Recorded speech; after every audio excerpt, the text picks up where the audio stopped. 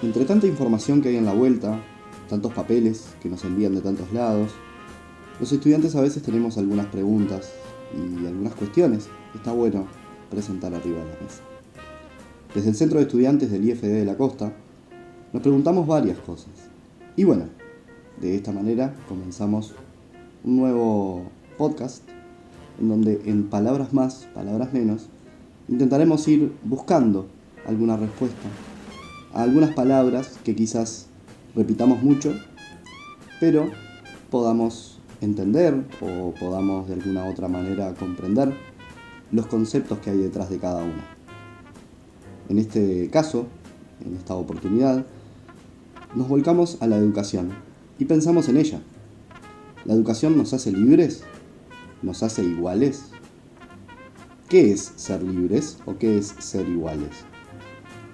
De alguna manera la educación nos abarca en un montón de cuestiones, desde que nacemos hasta los últimos días. Vamos viendo cómo la sociedad va avanzando, va cambiando. No solamente nosotros, que también estudiamos esa parte que viene de atrás, que viene de la historia, sino también esa otra parte que vamos viviendo todos los días y cada uno de nosotros en nuestras obligaciones, en nuestras responsabilidades, en nuestros derechos y en nuestros deberes. ¿La educación nos hace libres? ¿Nos hace iguales? ¿Qué es aprender algo? Es otra de las preguntas que todos nos hacemos. ¿De qué me sirve aprender lo que aprendo? Yo me pregunto sobre las cosas que no me pasan. ¿A veces tengo resistencia al aprender?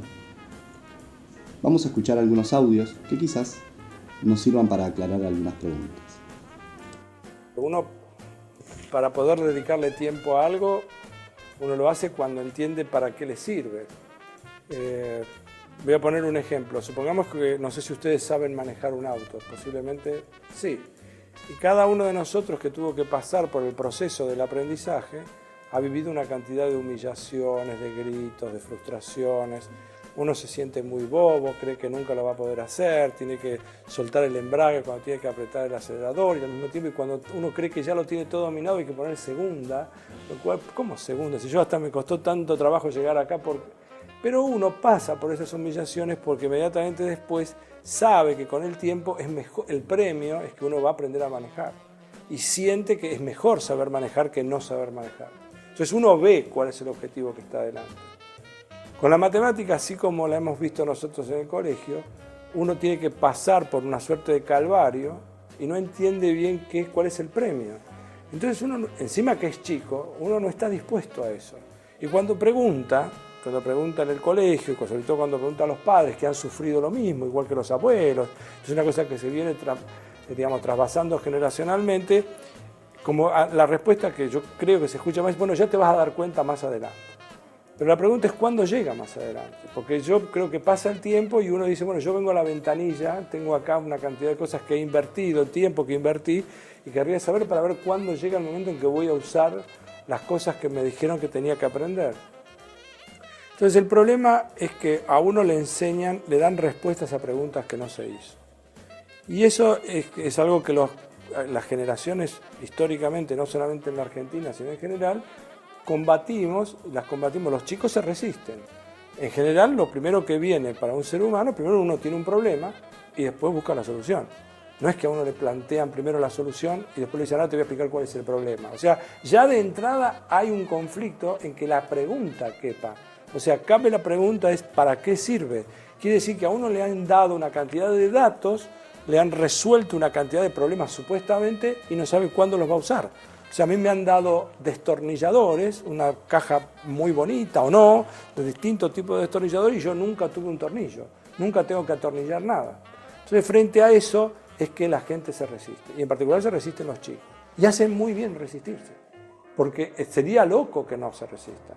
Y se resisten acá, digamos en la Argentina, pero se resisten en Uruguay, en Chile, en Brasil, y en Estados Unidos, y en España, y en Inglaterra. Hay una resistencia en general, un poco más, un poco menos, pero en general hay una gran resistencia. Entonces los que hemos fracasado somos nosotros, que comunicamos mal, que enseñamos cosas sin poder contestar efectivamente para qué las enseñamos, por qué enseñamos esto y no enseñamos esto otro, Entonces, frente a eso, creo que la resistencia que se produce es una resistencia lógica, esperable y que nos indica a los adultos que tenemos que hacer algo para cambiar.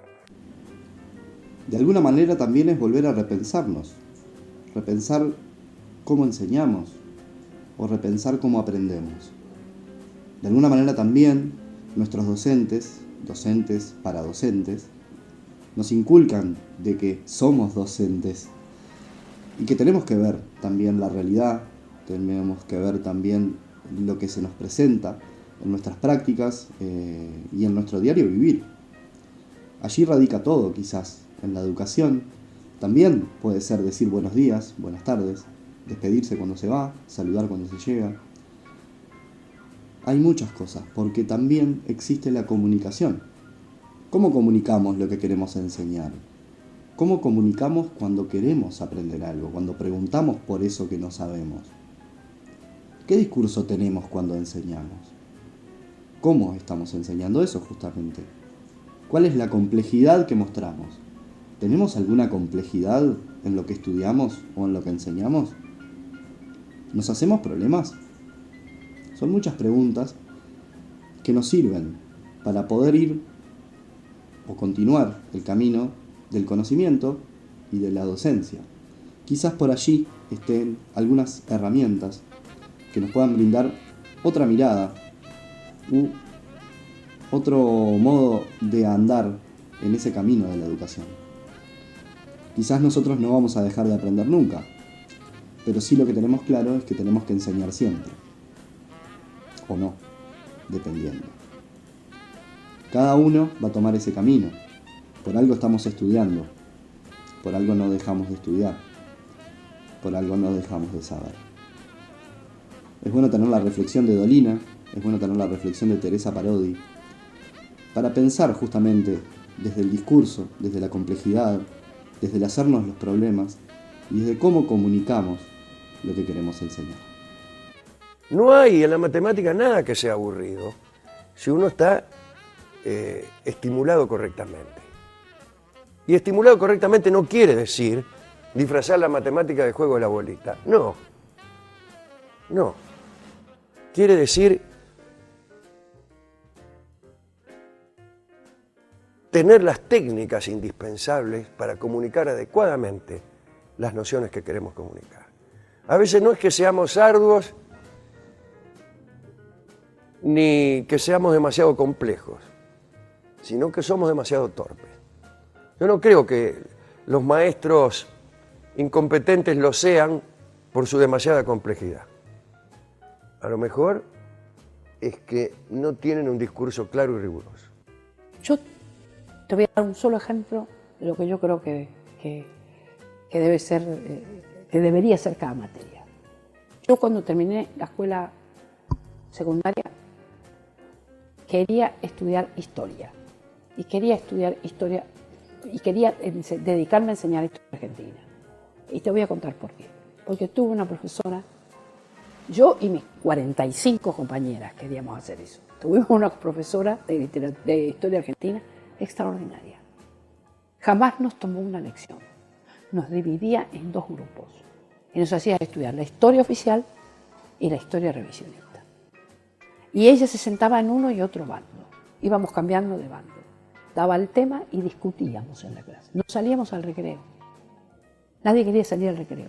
Todo el mundo quería seguir enganchado discutiendo historia. La vida intelectual está hecha de preguntas, no de respuestas.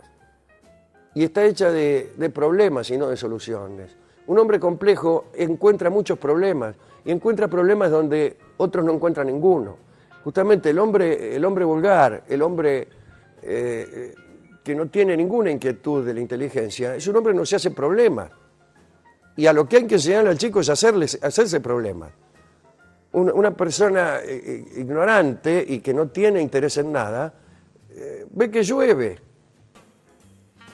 y no se pregunta por qué llueve. Y no se lo va a preguntar nunca. ¿Cómo quiere que le surja de la nada la inquietud filosófica a un tipo? Ahora, si el tipo tiene un maestro y le dice, llueve, ¿nunca te interesó saber por qué llovía?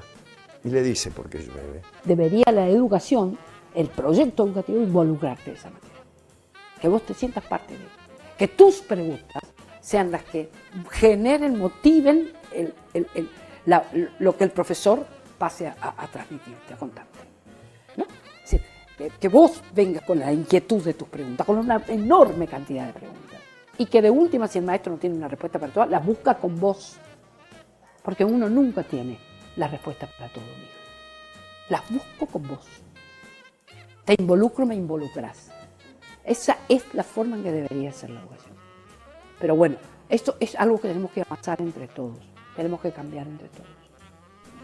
Según Teresa Parodi, la educación la hacemos entre todos.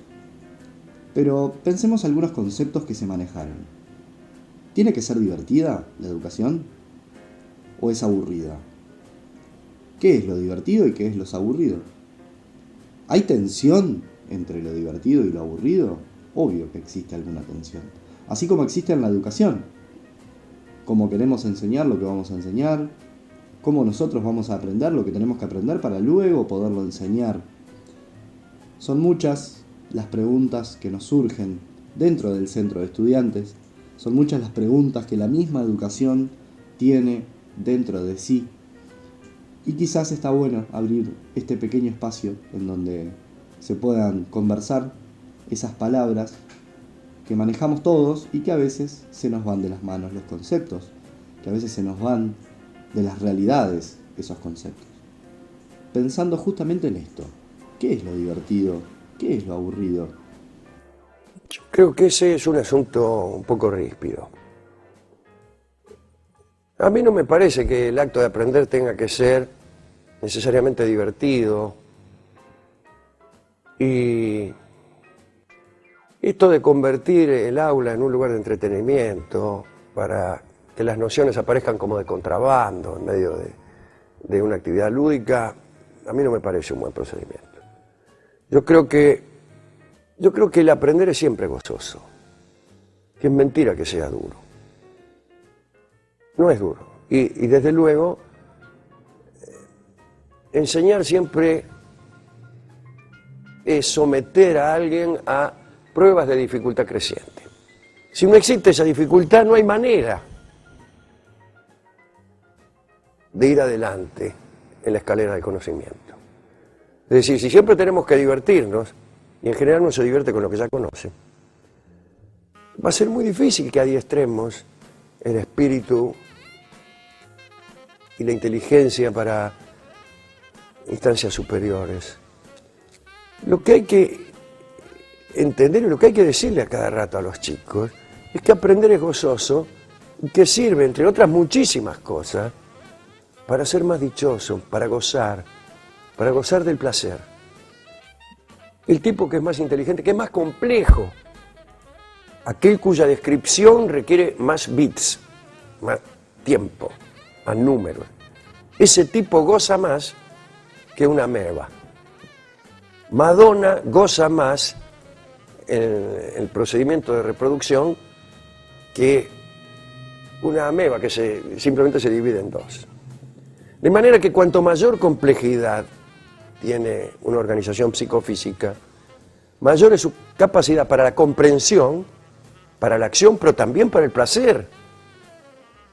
Quiere decir que si uno le dice al chico, como parece en decir algunos, uy, pobre, los chicos son víctimas de profesores que los someten a nociones aburridas. Eso es aburrido, eso es peligroso decirle eso al chico. Al chico hay que decirle que, bueno, que no es un trago amargo aprender, que hay la delicia de la comprensión, que hay el goce del intelecto y que ese goce sucede incluso en el momento de comprender. Comprender, por más que requiera una pequeña dilación, es gozoso y todo placer requiere una pequeña dilación que uno incluso maneja con cierta destreza de sibarita. Y esto de creer que todo es una rápida concreción de nuestros deseos más banales es pésimo, pero no pésimo para la organización social, etc. Es pésimo para el individuo que no sabe gozar. Aquel para quien desear es lo mismo que que tener, no tiene tensión. No tiene tensión, y esa tensión es el placer. Y en la educación también tiene que haber una tensión. Si nos inculcaran las nociones con píldoras, no gozaríamos tanto, no gozaríamos nada. Es gozoso aprender música. Aún la parte difícil y la parte aburrida, que no es aburrida. Ese es el asunto.